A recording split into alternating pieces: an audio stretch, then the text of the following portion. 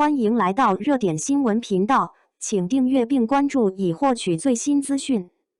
真的被程毅可爱到了，他真的没办法同时做两件事啊！不知道有没有人跟我一样，特别喜欢看程毅在直播和活动里的真实反应。简简单单的小模样，越看越让人觉得心软又可爱。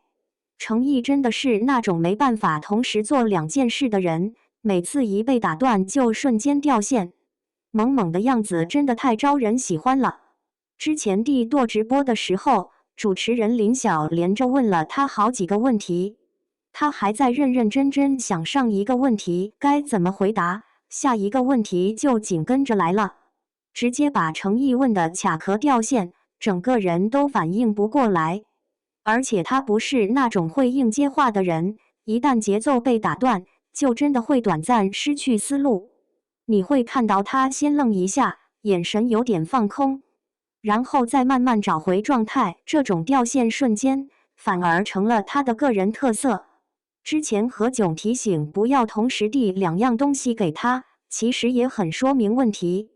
对很多艺人来说，一边接东西一边聊天是基本操作，但他会因为注意力被分散，直接进入选择困难加反应延迟的状态。说白了，就是太认真了，每一件事他都想好好完成，结果反而容易卡住。微博世界大会那个片段也很经典，话筒突然出问题，现场其实是有点小混乱的，但杨迪一句玩笑话抛出来，他完全没有走综艺套路，而是很认真的顺着逻辑接下去。甚至还帮忙宣传了一下，这种别人开玩笑，他当真回应的反差，才是最戳人的地方。很多人会觉得这是反应慢，但换个角度看，其实是因为他没有那种很强的表演型社交。他不是时时刻刻都在想着如何制造效果，而是更接近一种生活化的自然反应。被打断就真的会猛，被提醒就乖乖照做。说话也是想到什么就认真表达什么，也正因为这样，他的可爱才成立。不是刻意卖萌，不是设计好的人设桥段，而是那种带点笨拙的真诚。你能明显感觉到，他没有在演一个艺人该有的反应，而是在用自己最本能的方式去应对现场。这种特质其实挺稀缺的。因为在娱乐圈这个高度职业化的环境里，大多数人都会逐渐学会多线程处理，一边听问题，一边准备答案，还能顺带控场接梗。但他反而保留了一种单线程蛋糕专注的状态，所以你会看到一个很有意思的对比。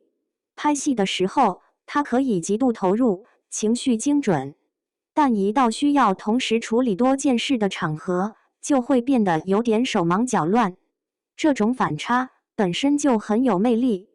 如果说一定要选一个最成意式的可爱瞬间，那大概就是被打断之后短暂发懵，然后特别认真的试图找回刚才的思路。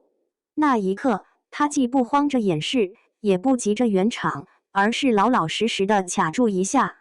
这种不完美，反而让人觉得格外真实。也难怪大家会一边笑一边心软，因为你看到的不是一个随时准备好的明星，而是一个会慢半拍，却始终很认真对待每一刻的他。